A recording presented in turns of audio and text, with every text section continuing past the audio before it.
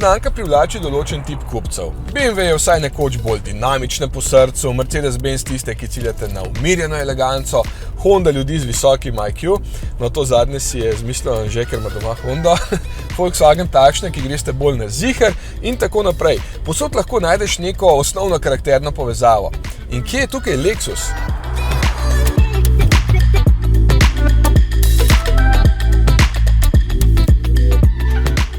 Sem izvedel, da jih vozijo zdravniki, pa odvetniki, torej takšne sorte ljudje, ki imajo radi eleganco pa moderne tehnologije.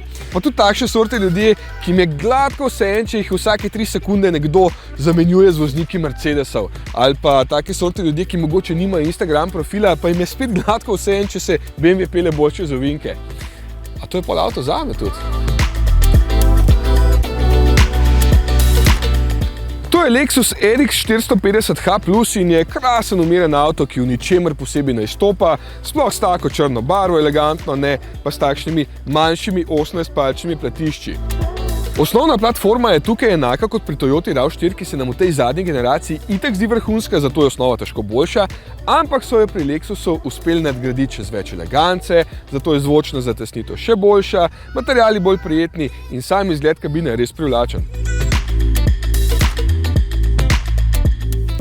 Večinoma je posod usnje in kvalitetna plastika, pa lepi okraski, tale mi je všeč, izdelava je seveda brezhibna, zato čist nič ne škripa, stekla so laminirana, zaslon je ogromen in moderen, pač počutje tukaj noter je res pomirjujoče.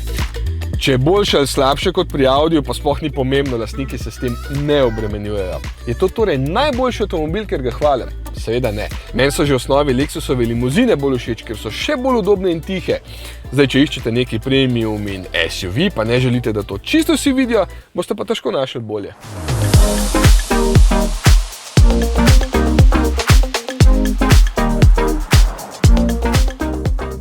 Osnovni NX je samopolnilni hibrid, ki se torej polni sam med vožnjo, predvsem med zaviranjem, ta pa je priključni hibrid z oznako 450h Plus. To pomeni, da je zadaj v dnu baterija z 18,1 kWh kapacitete in če jo boste pridno polnili, boste z njo prevozili tudi do 80 km samo na elektriko. Ker celo poznam kakšnega lastnika Lexusa, vem, da so to takšne sorte ljudje, ki jih z veseljem povanijo in se potem pohvalijo, da se večino dni v letu vozijo v tišini samo na elektriko. In ker je baterija tam nazadaj v dnu, je prtljažnik v obeh primerih enako velik, to je pa redkost pri priključnih hibridih.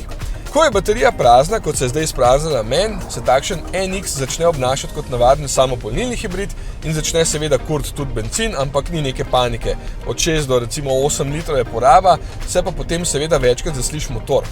2,5 litrski bencinski 4-valjnik ima dovolj veliko prostornino in navora, da je vseeno večino časa tih, redko glasno zaropota. Če res do konca pritisnem plin, evo, tako se ga sliši, ampak sem že toliko prehiter, da ne smem več kazati.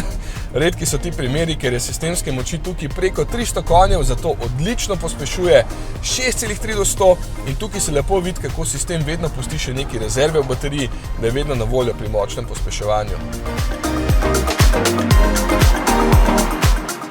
Znamka je malo posebna in vem, da je to določenim voznikom totalno všeč. Ta umirjena eleganca z moderno tehnologijo se k sreči odraža tudi v tem, da boste med vožnjo totalno uživali v umirjenosti. Ampak točno ta NX je lahko tudi zelo hiter. Ampak zakaj bi, če ni treba?